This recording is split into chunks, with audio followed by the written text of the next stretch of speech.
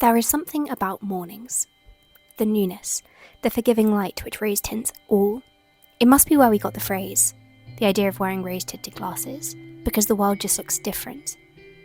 Clarified, even more beautiful, and this morning was no different, as rosewater mist fell upon the world, dew waking the earth from its slumber, and me, now, moving over top, barefooted in my white nightgown. In the morning it feels like everything is possible. You see things and colours which aren't there in the day. Hear birds whose songs quickly become obscured with the noise of the day. You smell damp woody earth as the flowers bud open to a sun only now rising and still hidden behind the treetops. The morning is hopeful, brimming with the possibilities of everything to come that day. I never used to wake up early, and even if I did, I would never go outside. But now I try to go outside every morning and see that precious gold, which is different, slightly different, every single morning.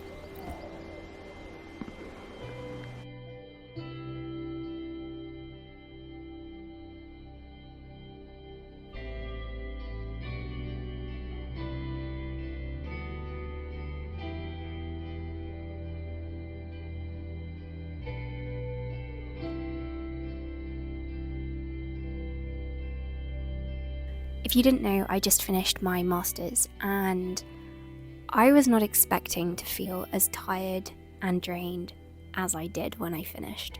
Like, I've been tired at the end of school years before, but never like this, and I don't think I've ever needed a reset in the same way that I feel like I have done this summer. I just didn't realise how tired I was. It's been a month and I've done barely anything and I'm still exhausted, and I'm finding it really hard to be creative, and I don't know why. There's something quite disconcerting about it, something honestly quite scary about it too, because I'm somebody who does like to do a lot in a day, but I've been trying to take this as a sign that it's a good idea to rest, hoping and trusting that this phase will pass, because of course everything does. Everything is transient as the seasons. I've been thinking a lot about the cycles of time recently, and that traditional linear model which hustle culture is founded on, where everything we do should lead to something else, and everything should be building and compounding and getting greater. But there's a second model of time, Kristeva's notion of time, which I've been reading about, and Kristeva says that time can also be cyclical. And this has felt like a balm, like an antidote to that linear model, because maybe things drift in phases, and maybe sometimes all that phase needs is rest.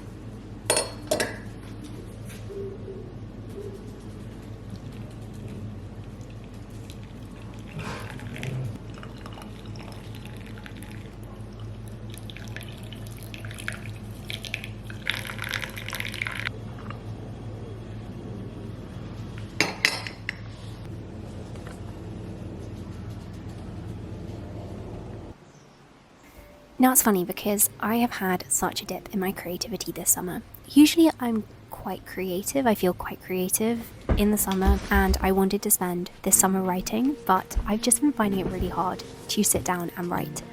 It's only really in the evening that I feel that coming back and I feel a bit like myself. Evening is the time of day where the world starts to grow quiet again and a new temporary light falls, darkness shifting in, and us suddenly aware of what we will lose when the light fades.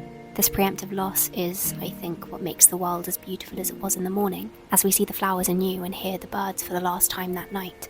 Each day is just a microcosm of the year. Each part of the day, one of the seasons. And evening, irrevocably, has to be the autumn, which, in my opinion, is the best of the seasons. Like, of course, you would say that the spring is the early morning, the summer is the midday, autumn is the evening, and winter is the night. And maybe your favourite time of the day aligns with your favourite season.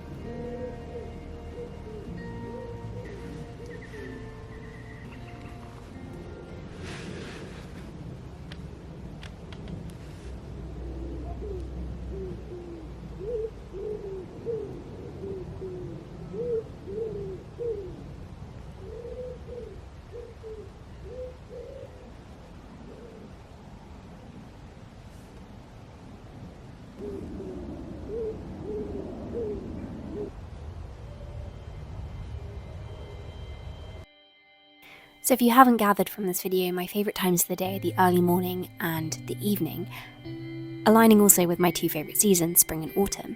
And I love these because they are liminal and they exist on the cusp of two extremes, summer and winter. And already we are approaching that cusp. At this time in the year, you can sense it. You can feel September starting to come. Already there are some leaves which are falling from the trees in our garden, which is bizarre. And it's only in the autumn of the day that I've been finding I can write and do anything creative. Just for a couple of hours in the evening where I go outside for an hour and a half and don't let myself come inside, and I just sit there with a notebook, with a book, and possibly some music.